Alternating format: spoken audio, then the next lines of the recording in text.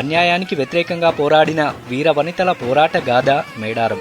కులమతాలకు అతీతంగా కోట్లాది మంది జన సందోహంతో నిండిపోయే ఈ తెలంగాణ కుంభమేళా వెనుక ఉన్న ఆసక్తికర విశేషాలు మీకు తెలుసా? ప్రపంచంలోనే విగ్రహాలు లేని ఏకైక అతిపెద్ద ఆధ్యాత్మిక ఉత్సవం మేడారం జాతర. మేడారం జాతర కేవలం ఒక పండగ మాత్రమే కాదు, అది గిరిజన ఆత్మగౌరవ ప్రతీక.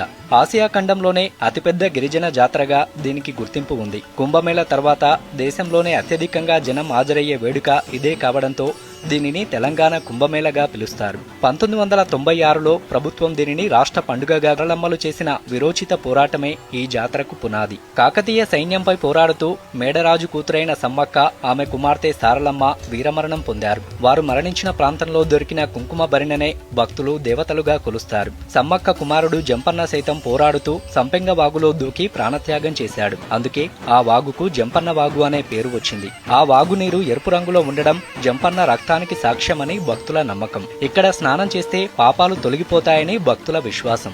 మేడారంలో ప్రతి అర్థంగా పూజలు నిర్వహిస్తుంటారు.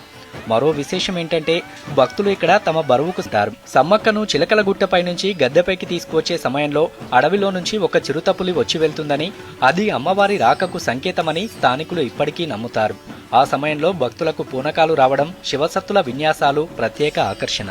మరి 2026లో జరగబోయే ఈ మహాజాతర షెడ్యూల్ను గమనిస్తే జనవరి 28 బుధవారం రోజున కన్నెపల్లి నుంచి సారలమ్మను, గోవిందరాజు, పగిడిద్దరాజులను గద్దెపైకి తీసుకురావడంతో జాతర మొదలవుతుంది. జనవరి 29 గురువారం రోజున అత్యంత కీలకమైన ఘట్టం చిలకలగుట్ట నుంచి కుంకుమభరిణ రూపంలో సమ్మక్క తల్లి గద్దెపైకి చేరుకుంటుంది.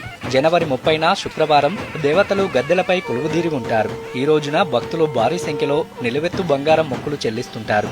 ఇక జనవరి 31 శనివారం రోజున దేవతలు తిరిగి వనప్రవేశం చేయడంతో ఈ తెలంగాణ కుంభమేళా ముగుస్తుంది.